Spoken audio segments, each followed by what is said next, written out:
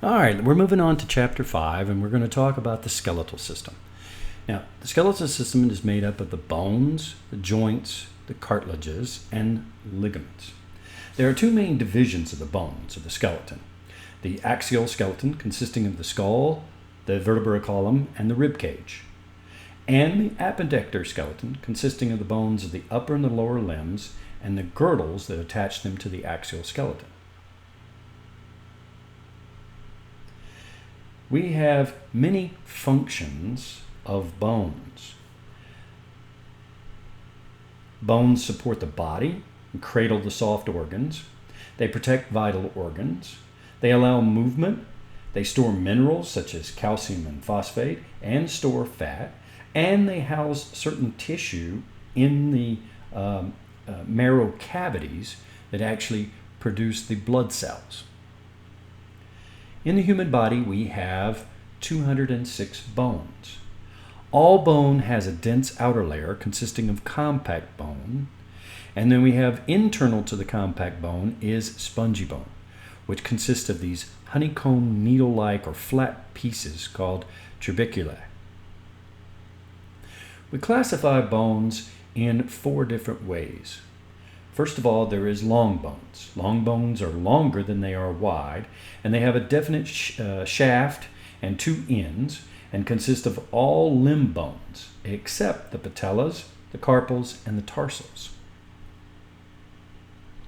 Short bones are somewhat cube-shaped and include the carpals and the tarsals. Flat bones are thin, flattened, often curved bones that include most skull bones, the sternum, the scapula, and the ribs. Last but not least, we have the irregular bones. They have complicated shapes that don't fit into any other class. This would include the vertebrae and the hip bones. Long bones have a tubular bone shaft, and that shaft is considered to be the diaphysis, and it's composed of compact bone. The ends of the bone, which is the epiphysis, is composed mostly of spongy bone. The external surface of the bone is covered by the periosteum, and the periosteum is glued to the bone, something we call Sharpie's fibers. Now, running throughout the bone, giving it nutrients and bringing oxygen to the arteries, or to the bone itself, is the arteries. Now, covering the outside surface of the epiphysis is something called articular cartilage. This is mostly hyaline cartilage, and of course it decreases the friction in between the joint surfaces. Bone grows, and in the young, we see this in an epiphyseal plate. Now, long bone will grow from both ends. As the person becomes an adult, then we see what's left of the epiphyseal plate, and it's called the epiphyseal line. No longer is that bone growing. You've already grown to the size that you're going to get. Inside, we have the medullary cavity. It contains yellow marrow, which is mostly fat in adults, and contains red marrow in infants. And in that case, red marrow is for blood cell formation.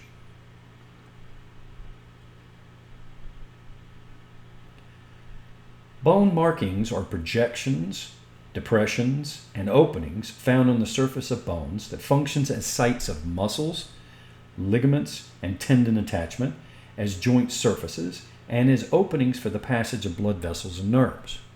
And we have quite a few of these, as you can see from these 2 tables. Now, the structural unit of a compact bone is called the osteon, or the Haversian system, which consists of concentric tubes of bone matrix, which is the lamella, surrounding a central Haversian canal that serves as a passageway for blood vessels and nerves. Now, the Perforating or Volkmann's canals lie at right angles to the long axis of the bone.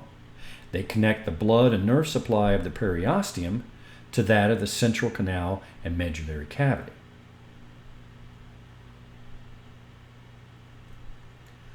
Lacunae are cavities containing the mature bone cells. These are the osteocytes.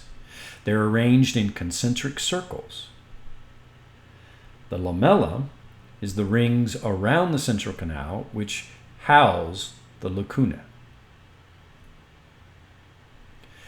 We also have these little tiny canals called canaliculi. These radiate from the central canal out to the lacuna, and they form a transport system connecting all the bone cells to a nutrient supply. Now, spongy bone actually lacks osteons, but they have these trabeculae that align along lines of stress which contain irregular lamella. In embryos, the skeleton is primarily hyaline cartilage.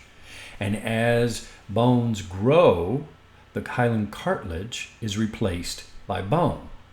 Now, there are some areas that cartilage remains, like on the bridge of the nose, parts of the ribs, and your joints. Ossification is the process of bone growth. Now, what we have is that new cartilage is continuously formed during childhood, and this older cartilage becomes ossified. As it becomes ossified, the cartilage is broken down. The enclosed cartilage is digested away, opening up a cavity, and then the bone replaces the cartilage through the action of another type of bone cell called osteoblasts. Bones are remodeled and lengthened until growth stops, and the bones are remodeled in response to two factors: blood calcium levels and the pull of gravity and muscles on the skeleton. When bones grow in width, we call that appositional growth. And we can see here, long bone are continually growing. We will continue to grow until we become an adult, and at that time, we're done growing.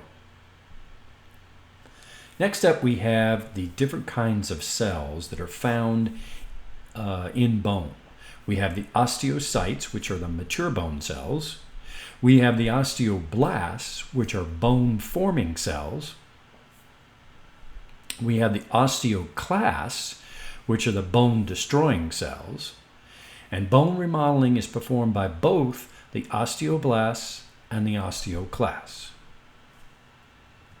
What do I need to know about this first slideshow? Well, what are the two subdivisions of the skeletal system? What are the functions of the skeletal system? What are the two types of bone tissues? How do we classify these bones? What are the components of a long bone? What makes up the anatomy of a long bone? What is ossification? Where does it take place? And last but not least, what are the three types of bone cells? There we go. That ends lecture number 1 of Chapter 5, the skeletal system.